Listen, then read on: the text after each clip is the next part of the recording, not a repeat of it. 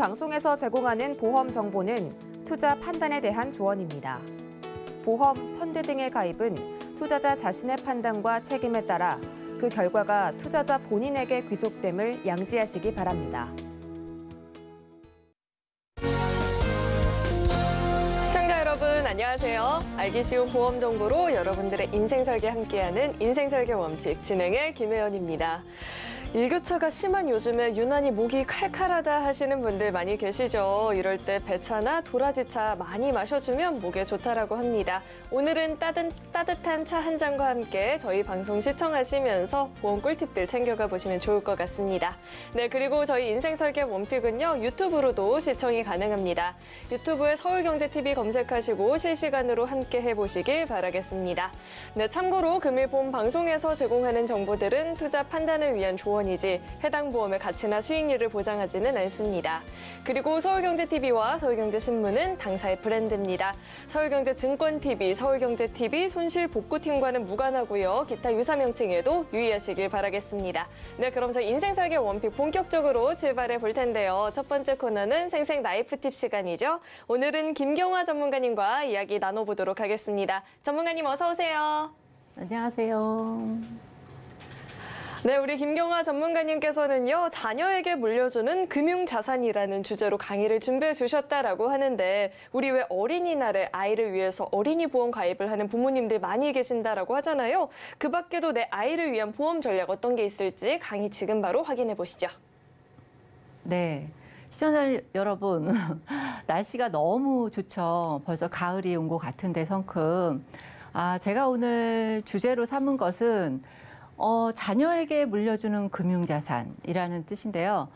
과연 자녀에게 어느 정도 나이가 되면은 노후 대비하기도 힘들고 뭐 그렇잖아요. 그런데 자녀에게 뭔가 자산을 물려준다고 하면은 내가 물려줄 자산이 어디 있어, 나 쓰기도 바쁜데, 이러신 분들이 대다수일 겁니다. 저도 마찬가지 그런 사람 중에 한 명인데요. 근데 가만히 생각을 해보니까 과연 내가 가지고 있는, 내가 여태까지 벌어놓은 이 재산을 고스란히 내가 다 쓰고 죽을 수는 있는지, 아니면 내가 가지고 있는 이 재산을 고스란히 자녀분들한테 남겨줄 수 있는지, 이런 것들도 한번 생각을 해보시는 게 어떨까 싶어요.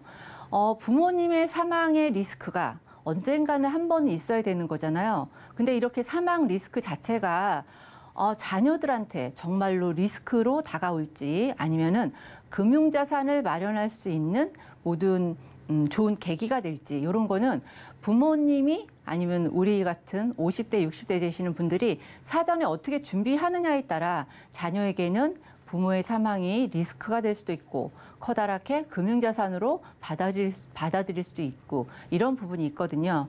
우선은 언젠가 일어날 수 있는 거잖아요. 이 상속재산, 상속세. 이게 남의 나라 얘기가 아니고요. 남의 일이 아닐 수가 있습니다. 예시를 들자면 상속 개시 시점, 이거는 사망이겠죠.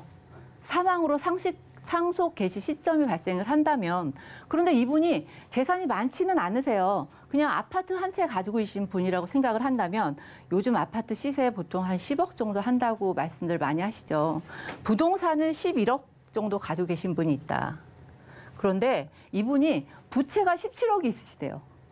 사망하고 난 다음에 알아봤더니 부채가 17억이나 있어. 그렇다면 상속받을 수 있는 아파트보다 부채가 훨씬 많은 상황이 되잖아요. 그럼 이럴 때는 어떻게 하시겠어요? 그러면 모든 사람들이 얘기를 하죠. 상속 포기를 해라. 아니면 한정 승인 신청을 해라. 이렇게 두 가지 방법이 있습니다. 그런데 이 두 가지 방법을 가만히 들여다보면 상속 포기라는 방법은요, 처자식과 직계, 이렇게 포기 각서를 쓴다고 해도 먼 일가 친척까지 바로 연결이 되기 때문에 어찌 보면은 나도 모를 정말 너무 머나먼 친척인데도 저한테 빚이 넘어올 수도 있는 거거든요. 그래서 이 굉장히 어렵고 까다롭고요. 한정 승인은 뭐냐면, 기존에 이렇게 부동산이 11억 있으신 분인데 부채가 17억 있어. 그러면 이 부채를 그냥 11억 안에서 다 해결을 해라. 이런 게 한정승인이거든요. 그러니까 둘 중에 하나를 신청을 해도 자녀분들한테는 하나도 1원도 상속이 안 된다는 거죠. 그런데 이분이 정말 감사하게도 종신사망보험금으로 10억을 가입을 하셨어요. 종신사망보험금으로 10억을 가입을 했다. 그러면 상속 포기를 하거나 한정승인을 신청을 했어도 보험금 10억은 수령이 가능하다는 거죠. 이게 정말 그럴까? 라고 아직도 의심하시는 분들이 있으실 수도 있고요. 이게 과연 가능한가? 라고 생각하시는 분들도 있을 텐데요. 이거는 대법원 판례에도 나와 있거든요. 보험금은 상속인의 고유재산으로 딱 명시가 되어 있어요. 민법상 상속 포기한 경우에도 수령할 수 있음. 명확하게 판례가 나와 있는 사례이기 때문에 보험금 10억은 상속인에게 바로 수령이 가능한 거죠. 그런데 이렇게 보험금이 상속인에게 바로 수령을 하더라도 상속을 포기해도 사망보험금은 수령한다라고 명확히 기재가 되어 있죠. 이게 지금 출처가 한국경제신문에 나와 있는 내용인데 자녀가 부모 빚 상속 포기해도 생명보험금은 받을 수 있다. 요거 제가 조금 알쏭달쏭 이렇게 하시는 분들도 계실 것 같고 해서 한 번 더 세밀하게 기사 내용을 조금 찬찬히 읽어봐 드릴 거예요. 특정 자녀 지정 생명보험금 상속재산 포함 안 돼. 그래도 상속세는 부과. 이게 무슨 뜻인가? 상속세는 낸다잖아. 이렇게 말씀 귀에 들어오시죠. 이런 내용은 뭐냐면 자녀를 상속으로 지정을 하면 그 사망보험금은 자녀한테 100% 다 가기는 해요. 그런데 보험료를 내는 시점에 상속을 받는 자녀가 미성년자이거나 수입을 발생시키지 않는 나이가 된다면 그동안에 그 기간 동안에 보험료를 낸 부분은 부모님이 대신 내주는 거거든요. 그러면은 그거에 대해서만큼은 상속세 과세표준에 포함이 돼서 상속세를 부과할 수 있다. 이런 내용인데 이게 지금 그러면 뭐 어차피 상속세 안 내는 것도 아닌데 라고 말씀을 하실 수도 있겠지만 아까처럼 재산보다 부채가 더 많으신 분들은 아예 1원도 자녀한테 물려줄 수가 없겠죠. 그런데 종신보험을 10억을 가입할 수 있었기 때문에 10억이라는 자체는 자녀한테 고스란히 넘어갈 수 있는데요. 만약에 그 10억이라는 보험료를 가입할 시점에 자녀분이 경제활동을 하는 나이가 됐다면 아마 거기에서는 1원도 상속세를 납입하지 않았을 겁니다. 내용을 요점을 정리하자 보면 그거거든요. 그러니까 우리가 뭐 종신보험을 가입할 때 보통 상속인 지정을 꼭 하라고 말씀을 하시죠. 이런 게 바로 상속세에 관한 부분을 어떻게 하면 조금이라도 절세를 해드릴 수 있을까 이런 거를 생각을 하기 때문에 말씀을 드리는 거거든요. 다음에 보면은 상속세 대상에서 제외될 수 있다. 제가 좀 전에 말씀드린 상속세 대상에서도 빠질 수 있는 방법이거든요. 보통 부채가 너무 더 많아서 상속 포기를 하거나 한정 승인을 받아도 내가 사망보험금 10억을 자녀한테 고스란히 물려준다면 이거는 너무 좋은 일인데 그거에 대한 상속세를 별도로 낼 수도 있고 안 낼 수도 있는 이런 방법을 말씀을 드리는 거거든요. 예시를 들자면 피보험자는 부모예요. 보험에서 말씀드릴 때 꼭 3인이 필요해요. 계약자 있어야 되고요. 피보험자 있어야 되고요. 수익자 꼭 있어야 되죠. 여기에서 계약자와 수익자는 자녀로 해놓으시면 되고요. 요거는 이렇게 해놓고 그다음에 피보험자는 부모님으로 해야 되겠죠.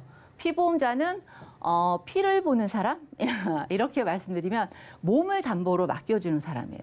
그러니까 부모님이 사망 시에 상속을 자녀분이 할 수 있게끔 이렇게 고스란히 남겨줄 수 있게끔 이렇게 말씀을 드리는 건데 게다가 소득이 있는 자녀가 보험료를 납입하면 어때요?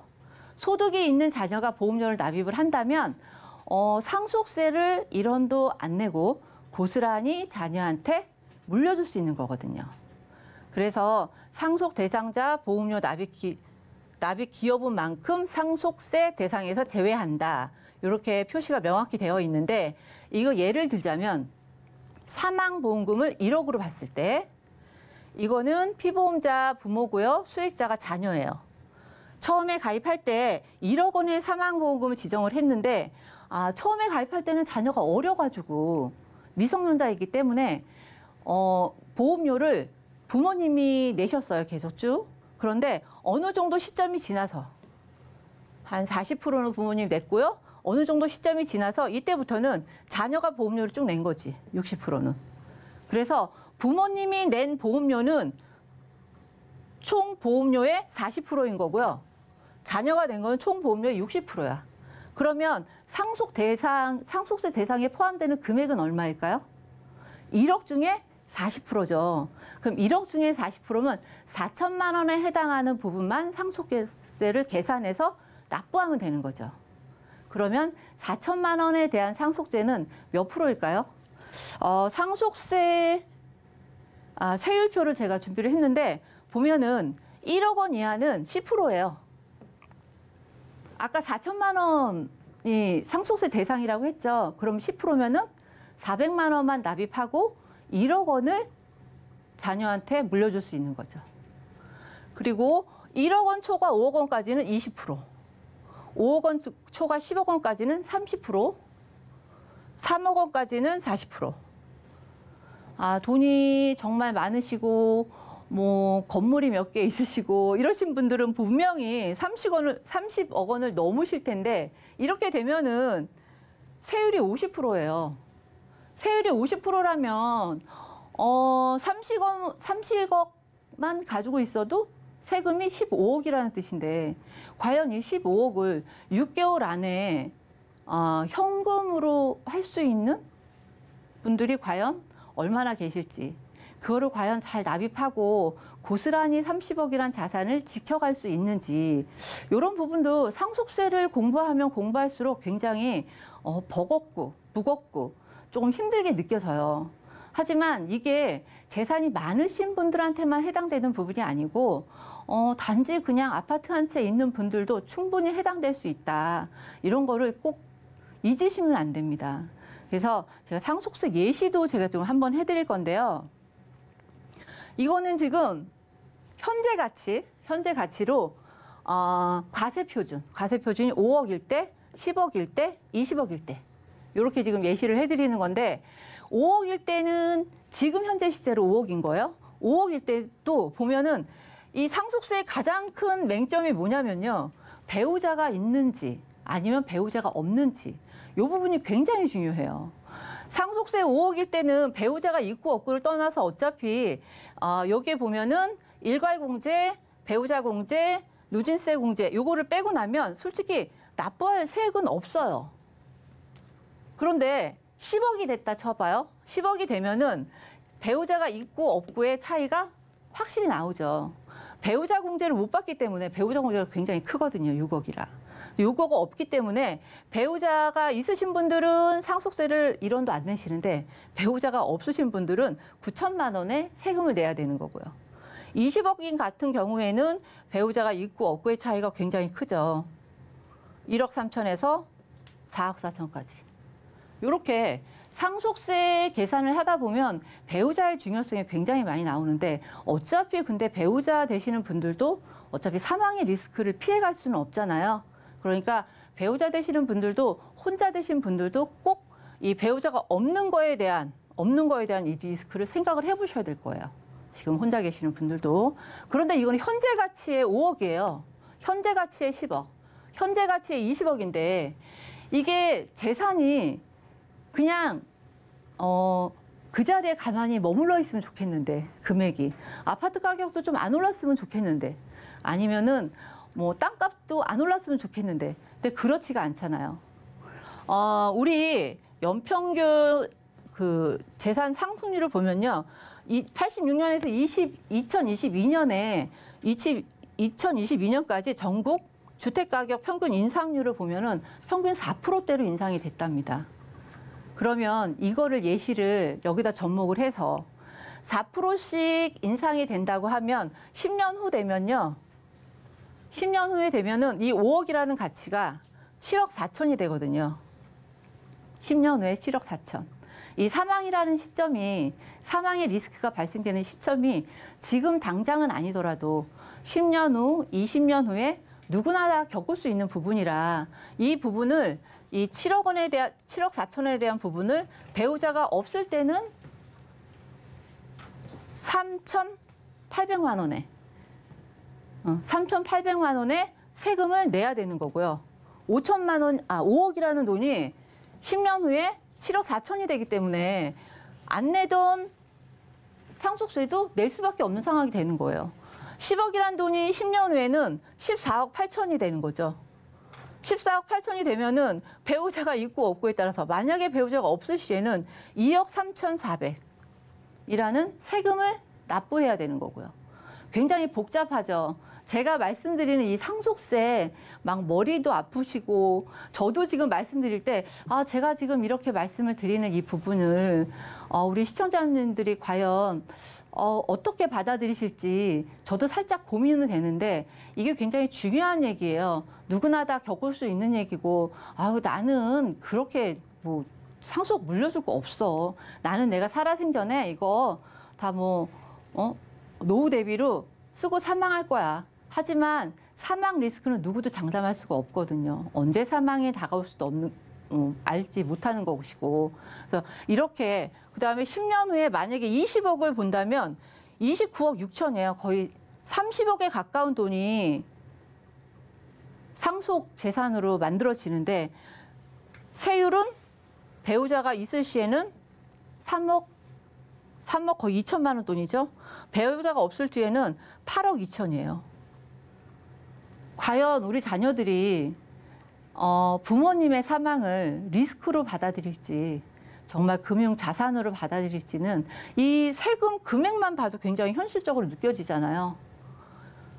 그리고 만약에 지금 60대이신 분들이 시청을 하고 계시다면 10년 후는 조금 너무 짧죠. 20년을 한번 볼까요? 20년 후? 20년 후를 보면은 물가 상승률 4%로 따졌을 때 5억이 20년 후가 되면 10억이 넘어요. 10억 1천만 원 정도 되네요. 10억 1천만 원 정도 되는 금액에 배우자가 두 분 다 살아계실 거라고는 장담할 수 없겠죠. 만약에 한 분이라도 먼저 사망을 하셨다 치면 혼자 계시는 분이 상속을 받으셨어. 상속세 없이. 그런데 혼자 계시니까 배우자가 없는 상황이기 때문에 배우자 권리를 받을 수가 없죠. 그러면 당연히 배우자가 없는 세금 1억 2천을 고스란히 자녀분들이 납부를 해야 되는 거고요. 이게 어떻게 보면은 내가 이런 것까지 걱정을 다 해줘야 되나라고 생각을 하지만 어쨌든 부자는 대대손손 부자가 될 수밖에 없는, 아니면 유태인의 법칙이 있잖아요. 유태인들은 항상 자녀들한테 이 종신보험이라는 중요성을 알려주면서 대대손손 부자가 될 수밖에 없는 이런 상황을 만들어주고 가거든요.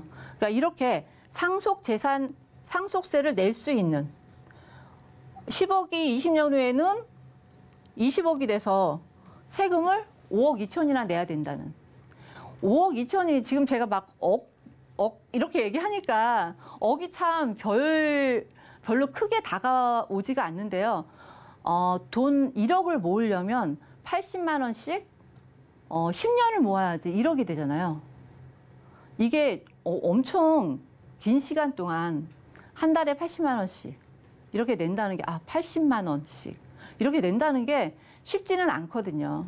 그러니까 이렇게 해서 상속세라는 거를 미리 우리가 꼭 준비해야 된다는 말씀보다는 이렇게 어떻게 말씀을 드려야 될지 사실은 모르겠어요. 이게 저도 나이가 이제 50대 중후반이 되면서 상속세라는 거에 대한 이 생각이 엄청 많이 다가오고 있거든요. 그래서 내가 자녀들한테 과연 나에 대한 사망 리스크를 사망의 리스크로 받아들이게 될지 아니면은 금융자산을 고스란히 물려받는 내 자녀에게 기쁨을 줄 수 있는 아니면 편안함을 줄 수 있는 이런 상황을 만들어줄지 이런 굉장히 많이 망설여지더라고요. 그런데 제가 이걸 공부하면서 우리 시청자님들도 이거는 꼭 알아가야 되겠다 이런 생각이 들고요. 혹여라도 부채가 많으신 분들 있죠. 부채가 많으신 분들도 종신보험 자체는 상속재산에 포함이 되지 않기 때문에 고스란히 자녀한테 물려줄 수 있는 부분이기 때문에 신중하게 생각을 한번 해보시면 어떨까 그런 생각도 저도 같이 하거든요. 그러니까 한번 생각을 해보셨으면 좋겠고요. 상속세를 준비하는 방법 중에 이렇게 제가 여태까지 말씀드린 꼭 보험으로만 준비할 수 있겠냐. 난 보험 너무 싫다. 그래서 차라리 나는 대출을 받겠다. 이렇게 생각하시는 분들도 있으세요. 현찰로 1억, 2억을 가지고 계신 분들이 사실은 많지는 않으니까. 그래서 대출을 활용하는 상속세 납입 방법하고 보험을 이용하는 상속세 납입 방법에 비교를 한번 해봤어요. 제가 공부 엄청 많이 했거든요. 상속 때문에. 대출을 활용해서 이 상속 재산을 마련한다. 나는 상속 세를 낼게 계산을 해보니까 한 1억 2천 정도 있으면 상속세는 해결할 수 있을 것 같아요. 그러면 1억 2천을 대출을 받는다. 대출을 1억 2천을 받아요. 근데 지금 금리 어때요? 굉장히 많이 올라가고 있는데 주택 대출 금리 솔직히 지금 굉장히 저렴하게 잡았거든요. 5%? 5%로 가정시. 원리금 균등 상환으로. 그러면 총 상환액이 이자만 7천이 넘고요. 원금이 1억 2천에. 그럼 1억 9천이라는 돈을 20년 동안 계속 갚아야 돼요. 그런데 20년 동안 매월 얼마를 내야 되냐면 79만, 거의 80만 원이라는 돈을 20년 동안 계속 갚아야지 상속세라는 게 다 없어지는 거고요. 그런데 요거를 종신보험을 가입해서 내가 상속세를 차감한다면 어떻게 되는지 요것도 예시를 한번 보여드릴게요. 종신보험 사망보험은 가입금액 1억 2천. 사망 시점이 딱 되면 1억 2천이라는 돈이 딱 들어오는 거죠. 사망보험금이니까. 1억 2천을 받으려면 20년 납, 50세 남자 기준으로 보면은 총 납입 보험료가 7,300이에요. 7,360, 7,370 정도 되겠죠? 이 정도의 돈을 내고 사망보험금 1억 2천을 보장받는 거죠. 매월 보험료는 30만 7천 원. 이 금액하고 이 금액이 차이인 거죠. 80만 원을 내느냐, 30만 원을 내느냐, 20년 동안. 그런데 20년 동안 꼬박 80만 원 돈을 내야 되는 거고요. 보험을 가입하면 납입 기간은 20년이지만 어느 시점에 사망에 대한 리스크가 발생을 하는지에 따라 이 금액을 20년 동안 다 낼 수도 있고 안 낼 수도 있고 이런 상황도 되는 거거든요. 그러니까 매월 30만 원 돈을 내고 1억 2천이라는 상속 자원을 준비를 하느냐 아니면 80만 원이라는 돈을 내고 1억 2천에 대한 상속세를 준비하느냐 이런 거에 대한 차이거든요. 그러니까 우리나라에서 종신보험이라고 하면은 굉장히 무겁고 뭐 손해율도 높고 이렇게 생각들을 많이 하시는데 사실은 알고 보면 상속세를 준비할 수 있는 가장 좋은 방법은 종신보험이다라고 매스컴에서도 많이 나오고요. 국세청 홈페이지에 들어가서도 확인이 가능하거든요. 그러니까 제가 이렇게 말씀드리는 거는 이렇게 큰 금액을 두고 이자를 꼬박꼬박 물어가면서 이렇게 내실 필요 없으시고 종신보험을 가입하면 절반도 안 되는 돈으로 상속 제한을 준비할 수 있다. 이런 거는 꼭 한번 체크를 해보셨으면 좋겠습니다. 그리고 종신보험을 가입할 때 그러면 종신보험 어떤 게 좋은 거야? 도대체 뭘 보고 가입을 하라는 거야?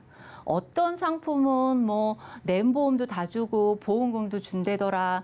아니 어떤 상품은 내가 뭐 얼마 안 냈지만 어느 기간 동안만 보험을 해준대더라. 보장을 해준대더라. 10년 동안 내고 10년만 보장받는 보험은 정기보험이라고 하는데 이건 굉장히 저렴한 상품이라 뭐 나는 3만 원밖에 안 됐는데 1억 보장 받는데 이런 상품도 있을 수 있고요. 나는 20만 원을 20년 동안 꼬박 내야지 1억을 보장을 받는 이런 상품도 있으세요. 그러니까 이렇게 상품에 대한 비교를 구분을 어떻게 하는지 제가 오늘은 팁 하나만 알려드릴 거거든요. 보통 보면 상품 설명서가 맨 첫 장에 이렇게 나와요. 고객들이 볼 수 있는 상품 설명서가 이렇게 맨 첫 장에 이렇게 나오는데 여기에서 확인해야 될 부분이 예금자 보호법에 보호가 된다. 보험금만. 그다음에 보장성 보험료다. 요것도 꼭 한번 보시고요. 그다음에 실적 배달 경우나 수입 변동. 요거는 변액 상품일 때는 이렇게 나오는 거고요. 청약 철회 기간은 30일 이내에 철회할 수 있다. 가장 중요한 보험 가격 지수라는 게 있어요. 이건 뭐냐면 보험사 평균 지수, 보험료를 평균으로 쭉 냈을 때 그거에 대한 보장 금액에 대한 퍼센티지를 얘기하는 거거든요. 보험사 평균 지수를 100으로 놓고 봤을 때 이게 낮을수록 보험료가 이 퍼센티지가 낮을수록 보험료가 굉장히 저렴하다는 뜻이거든요. 그러니까 이 보험 상품이 굉장히 보장 금액에 비해 보험료가 저렴하다라고 느끼시는 거는 보험료 가격 지수, 이걸 꼭 한번 확인을 하셔야 되거든요. 요거는 상품 설명서에 다 들어가져 있어요. 제일 첫 장에. 이건 어느 상품이든 다 있는 거니까 꼭 확인을 하시고 이 상품은 제가 지금 기존에 있는 보험 상품에서 가장 저렴한 상품을 뽑아온 건데 보험사 평균이 100인데 얘는 69.2%래요. 굉장히 저렴한 거죠. 보험료 가격 지수가 굉장히 낮으니까.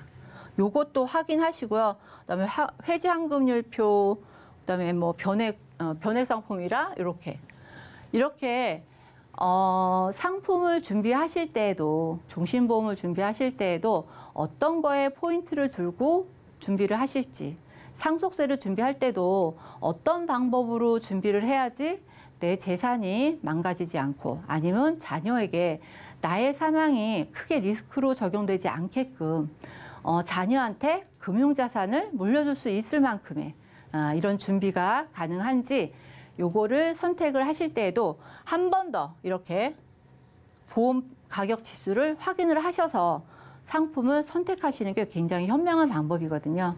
그러니까 제가 오늘 말씀드린 내용이 막 죽음에 대한 얘기, 상속에 대한 얘기, 머리 아프고 뭐 세율 나오고 뭐 몇 프로 나오고 이렇게 나와서 복잡할 수도 있는데 사실은 굉장히 단순한 얘기예요. 사람이 살면서 한번 꼭 겪어야 될 사망 리스크를 어떻게 잘 준비해 갈지는 우리 시청자님들이 선택할 문제이기 때문에 제가 좋은 팁 드렸으니까 좋은 선택으로 좋은 결과물을 만들어 가셨으면 좋겠습니다. 제가 오늘 준비한 내용은 여기까지입니다. 네, 액수가 크든 적든 내가 한평생 읽어놓은 이 재산을 상속세 때문에 온전히 내 아이에게 물려줄 수 없는 게 사실 현실이잖아요. 그런데 이 보험을 통해서 이런 불편함을 덜어볼 수 있을 것 같습니다. 오늘 이렇게 좋은 전략 소개해 주셨는데 강의 내용 한눈에 알아보기 쉽게 정리해봤으니까요. 다시 한번 복습해보시면 좋을 것 같습니다. 화면 확인해 보시죠.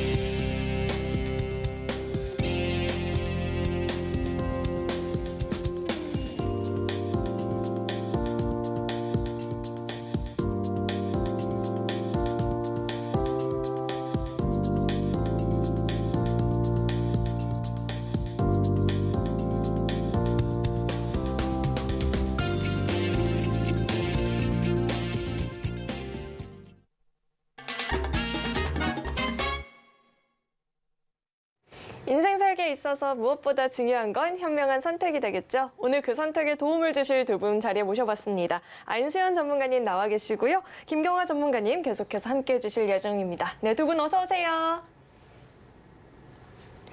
네, 오늘은 또 어떤 주제로 이야기 나눠보면 좋을지 오늘의 주제 화면으로 확인해 보시죠.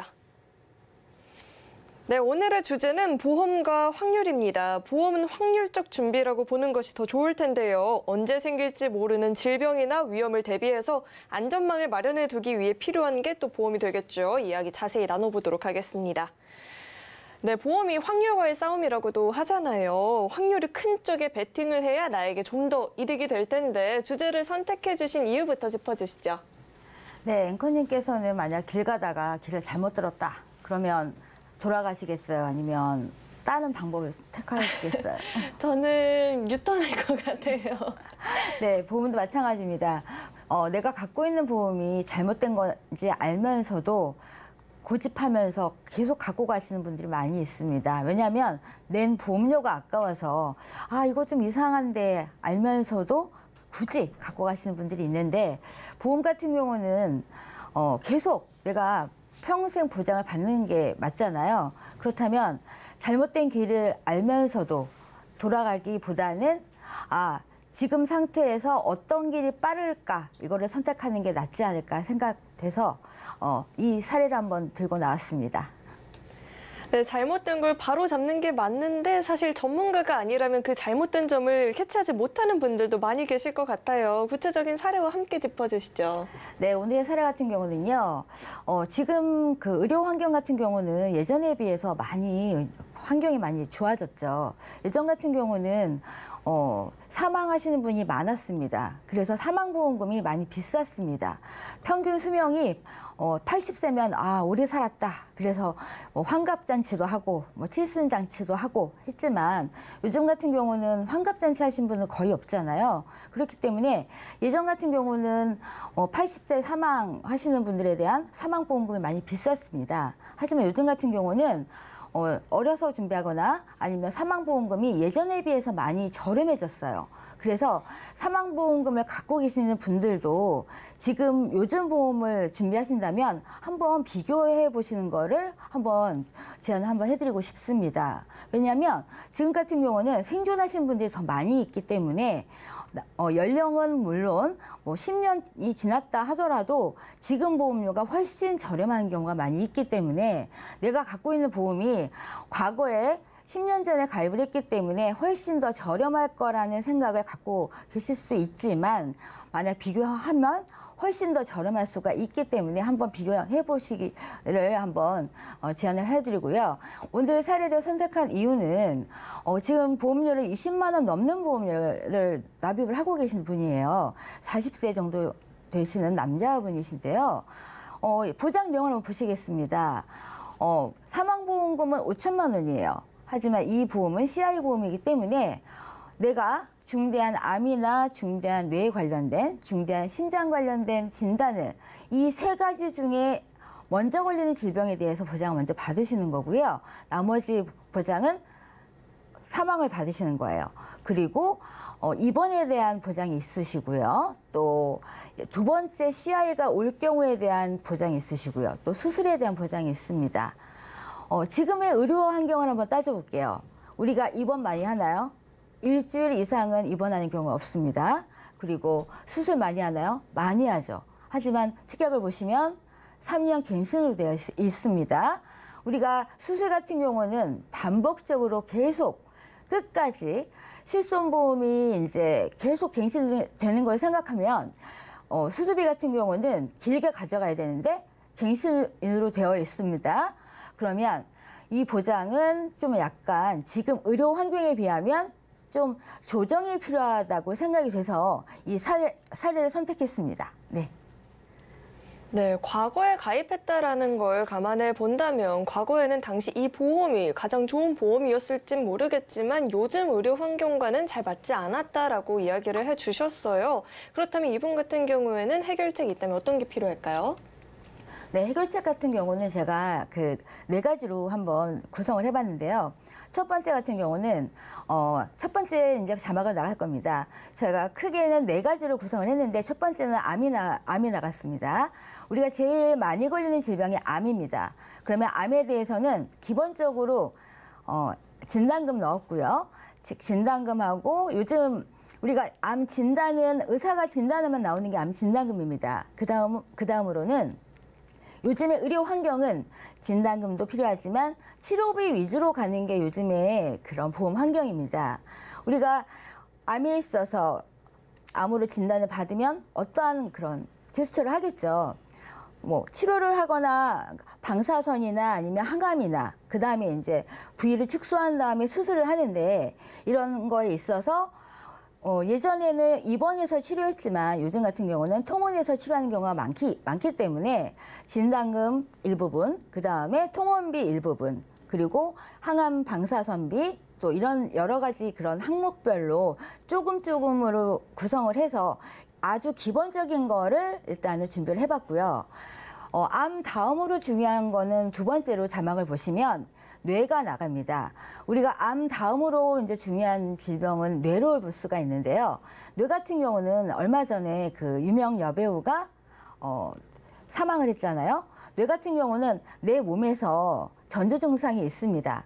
어떠한 부분은 알면서도 모르고 지나치는 부분이 많이 있기 때문에 뇌 같은 경우는 또 휴장애를 남깁니다.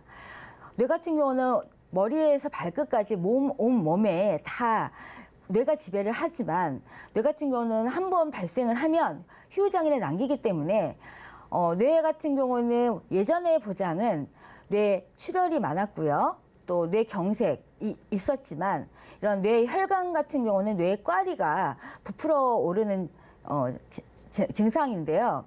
이전 보험에는 2018년 이전 보험에는 이런 뇌꽈리에 관련된 보장이 없었습니다. 그래서 내가 갖고 있는 보장이 2018년 이전 보험이라면 이런 보장에 대해서는 보상을 받을 수가 없기 때문에 지금 보장 같은 경우는 뇌에 꽈리가 생기거나 아니면 이런 모든 뇌에 관련된 모든 진단금을 다 보장받을 수 있는 건데 이런 각각 2천만 원 이렇게 뇌에 관련된 진단금을 다 구성을 해봤고요. 만약 암하고 뇌, 그 다음에 어떤 보장이 있을까요? 세 번째로 나갈 진단금은 심장입니다. 작년에 7월에 이제 심장 초음파가 급여화되면서 부정맥을 진단받으시는 분이 많이 있습니다. 심장 같은 경우는 예전 보장은 급성 심근경색이라고 해서 관상동맥에서 나오는 심장이 좁아지거나 아예 괴사했을 경우에만 진단을 받았다면 지금 같은 경우는 심장 자체에 이제 문제가 생겨도 보장을 받는 건데요. 내가 갖고 있는 보장이 혈관에 관련된 보장만 있었다면 지금은 부정맥, 심부전도 보장이 되는 보장으로 구성을 해봤는데요. 부정맥 같은 경우는 고혈압약이나 고지혈, 당뇨에 만약 지금 약을 드시는 분들이 쉽게 진단을 받을 수 있는 진단금입니다.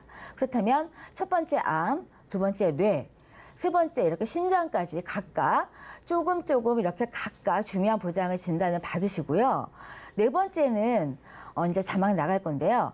이런 주요 진단금을 받으신 다음에는 우리가 앞으로 살면서 우리가 여태까지는 80세까지가 우리가 살 거라 예상을 했다면 지금은 100세 시대입니다.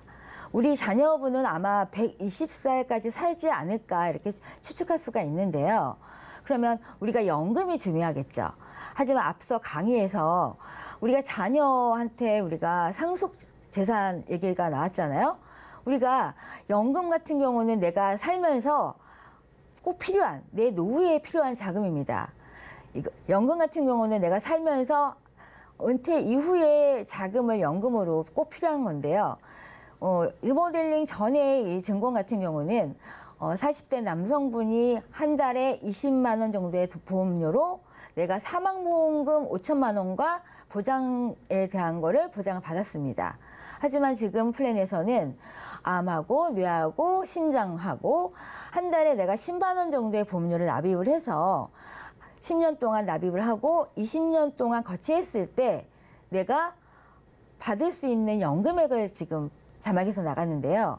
그러면 20만 원 넘는 돈을 사망보험금 5천만 원과 받을 수 없는 받기가 일부적인 보장을 갖고 가실 것인가, 아니면 암과 뇌하고 심장에 대한 각각의 보장을 각각 보장받으면서 앞으로의 내 노후를 이렇게 계획적으로 하는 게 있는 게 어떨까, 이렇게 한번 구성을 해봤는데요. 지금 연금도 좋지만 사실 앞서 강의에서도 나왔지만 연금과 만약 이 40세 분들 같은 경우는 사망도 필요합니다. 지금은 제가 연금만 예시를 했지만 이런 종신 같은 경우는 사망 보장까지 더해서 종신보험 같은 경우는 연금 플러스 사망 보장까지 가져갈 수가 있는 겁니다. 물론 내가 연금액은 더 받을 수 있는 금액은 적겠죠. 하지만 내가 혹시나 보험이라는 게 만약에 대해 대비하는 거잖아요. 만약에 내가 갑자기 사망한다면 내 자녀가 닥칠 수 있는 위험에 대비할 수 있는 사망보장까지 갖고 갈 수가 있기 때문에, 만약 이 4가지 플랜에 나 혹시나 하는 사망까지 필요한다면 앞서 강의했던 사망보장을 더 준비하신다면 더 완벽한 플랜이 되지 않을까 생각이 되는데요. 그냥 5천만 원의 사망과 그냥 몇 가지의 보장을 갖고 가시기보다는 이렇게 각각의 조금의 보장과 이런 사망 플러스 연금을 가져가시는 게 더 적절한 보장이 아닐까 생각해서 이렇게 구성을 한번 해봤습니다.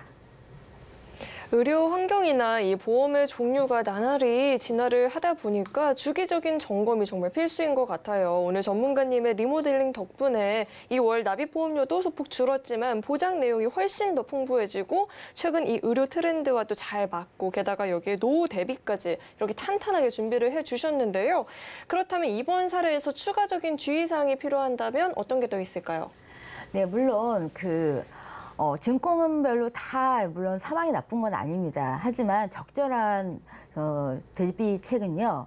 만약 내가 납입한 납입 기간이 많이 남아 있거나 또 한 보험료가 많다면 납입 기간에 따라서 이거를 보완으로 선택을 할지, 아니면 그냥 이거를 놔두고 아니면 해지를 할지, 이거는 그 증권을 면밀하게 보시고 보완을 선택할지 아니면 정말 해지하고 새로운 거를 선택할지는 각각의 증권에 따라서 내용이 달라지기 때문에요.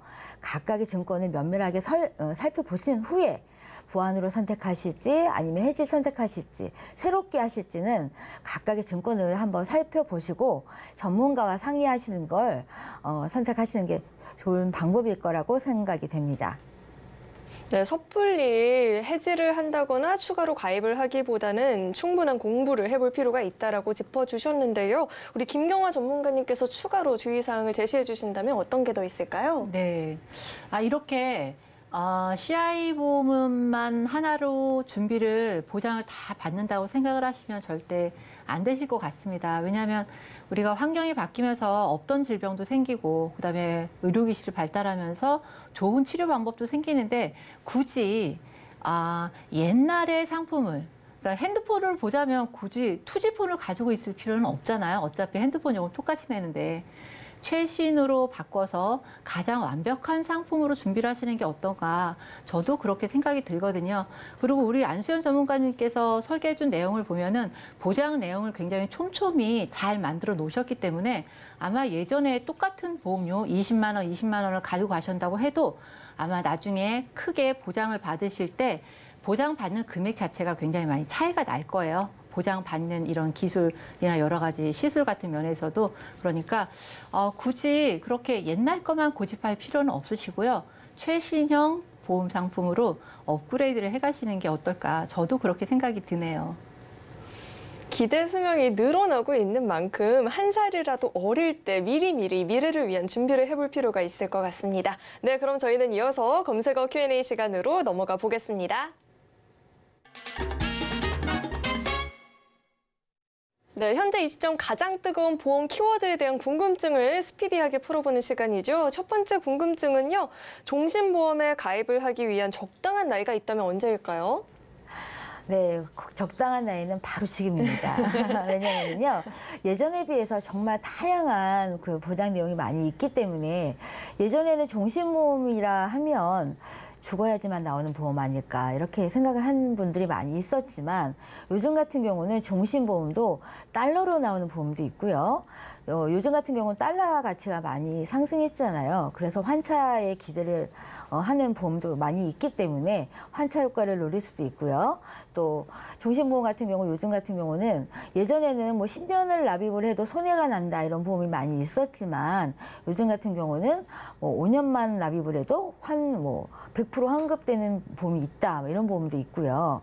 예전에 비해서 오래 살기 때문에 정말 저렴한 보험료가 많이 나와 있습니다. 그리고 상속에 대해서 특화된 보험도 많이 있고요. 내 목적에 따라서 가입할 수 있는 종신보험이 너무도 많이 있기 때문에 내 목적이 정말 사망에 대한 목적이다. 아니면 내가 종신보험을 정말 상속에 대한 목적으로 가입을 할 것인가. 또 아니면 내가 이 종신보험을 사망 플러스 또 아니면 이 종신보험을 약간 활용을 해서 내가 젊었을 때는 사망 목적으로도 하고 싶고 또 나중에는 이걸 연금으로도 활용을 하고 싶다. 이렇게 여러 가지 목적을 하고 싶다. 그러면 목적에 따라서 여러 가지로 고를 수가 있기 때문에 적정한 시기를 정말 정답을 드리자면 바로 지금이라고 할 수가 있고요. 내 목적에 따라서 달러든 원화든 목적에 맞게 여러 가지로 고를 수가 있기 때문에 선택은 바로 지금 하시는 게 정답이라고 생각합니다. 네, 보험을 가입하기 가장 좋은 시기는 바로 지금이다. 이렇게 말씀을 해주셨고요. 이어서 다음 궁금증은요. 이 CI 보험이 종신보험의 한 종류로 알고 있는데 아닌가 봐요. 이 종신보험과 CI 보험의 차이점이 있다면 어떤 게 있을까요? CI 보험이라는 것 자체가 굉장히 뭐 중대한 질병에 걸리면 받을 수 있다. 이렇게 그냥 일반적으로 다 알고 계시는데 이 CI 보험이 지금 출시된 지가 한 13년, 15년 정도 됐을 겁니다. 예전에 CI 보험을 만들게 된 목적이 뭐냐면요. 죽어야지만 나오는 종신보험밖에는 가입할 수가 없었거든요. 그런데 죽어야만 되니까 너무 불합리하다고 해야 되죠. 꼭 죽기를 바라는 것처럼. 그래서 그러면 정말 중대한 질병에 걸리면 사망보험금에 대한 일부를 70%, 80%에 대한 일부를 먼저 선지급을 해주자라고 해서 그래서 중대한 질병에 걸리면은 선지급형으로 해서 CI 보험이 나왔는데요. 그래서 보험료가 굉장히 비싸요. 종신보험에 비해서 CI 보험이 조금 더 비싸고요. CI 보험이 비싸면서도 받기가 어렵고요. 이런 상황들이 많이 발생을 하는데 아까 리모델링에서도 CI 보험에 대한 얘기가 나왔었잖아요. 그러니까 이렇게 CI 보험만 가지고 계신 분들은 증권을 한번 보시고요. 내가 이 CI 보험을 몇 년을 납입을 했는지, 납입 기간이 얼마나 됐는지, 보장 내용의 기타 특약 부분으로 가지고 있는 이 부분들도 내용을 좀 확인을 해보시고 종신보험과 CI 보험은 종신보험은 언제 가입했는지, CI 보험은 언제 가입했는지 요거 따져보셔야 되는 거고요. 그다음에 CI 보험의 기타 특약들이 내가 내용들이 어떤지 요것도 한번 확인해 보셔야 돼요. 어떤 게 좋다고는 말씀드릴 수가 없고요. 증권에 대한 증권의 답이 있으니까 요거 한 번 더 확인해 보시는 게 좋을 것 같습니다. 두 마리 토끼를 잡기 위해서 만들어졌던 보험이다 보니까 제약들이 좀 있었던 것 같네요. 다음 궁금증도 만나볼게요. 부모님이 지금 70대이신데 실손 건강보험이 없대요. 지금 준비를 한다면 어떻게 준비하면 좋을지 간략하게 부탁드립니다. 사실 우리가 실손보험에서 보장받는 거는 입원하고 수술비를 받는 경우가 많이 있습니다. 대부분이 이제 입원비가 많이 있는데요. 70대 분들 같은 경우는 만약 실손보험 가입하려면 너무너무 비쌉니다. 하지만 입원비 10,000원 받자고 몇만 원씩 낼 수는 없잖아요. 하지만 팁을 드리자면 우리가 입원할 때 보통 자곤병원에 입원하지는 않습니다. 그렇기 때문에 종합병원이나 아니면 상급병원 입원비를 준비하시면 훨씬 더 도움이 될 것 같고요. 그냥 일반 입원 병원비보다는 상급 종합병원 입원비를 선택하시면 좀 더 저렴하게 준비할 수가 있고요. 아니면 많이 걸리는 질병, 뇌혈관이나 어떤 특정 질병에 대한 입원비를 준비하시면 조금 더 저렴하게 준비할 수가 있고 많이 걸리시는 질병에 대한 수술비를 준비하신다면 실손에 대비한 준비가 되지 않을까 이런 생각이 듭니다. 네, 오늘 이렇게 두 분과 함께 인생설계 원픽부터 검색어 Q&A까지 궁금증 해결해 봤는데요. 오늘 도움 주신 두 분과는 여기서 인사 나누도록 하겠습니다. 오늘 말씀 고맙습니다. 네, 참고로 금일 본 방송에서 제공했던 정보들은 투자 판단을 위한 조언이지 해당 보험의 가치나 수익률을 보장하지는 않습니다. 또 서울경제TV와 서울경제신문은 당사의 브랜드입니다. 서울경제증권TV, 서울경제TV 손실복구팀과는 무관하고요. 기타 유사 명칭에도 유의하시길 바라겠습니다. 네, 그리고 저희 인생설계 원픽은요. 서울경제TV 홈페이지와 유튜브 채널을 통해서 다시 보기가 가능하니까요. 다시 보시면서 놓쳤던 부분들 꼼꼼하게 챙겨가 보시길 바라겠습니다. 네, 그럼 오늘 저희가 준비한 내용은 여기까지고요. 저희 방송 끝까지 함께해 주신 여러분 고맙습니다.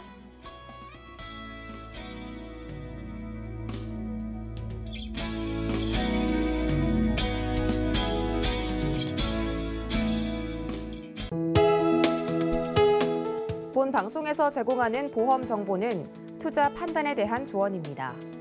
보험, 펀드 등의 가입은 투자자 자신의 판단과 책임에 따라 그 결과가 투자자 본인에게 귀속됨을 양지하시기 바랍니다.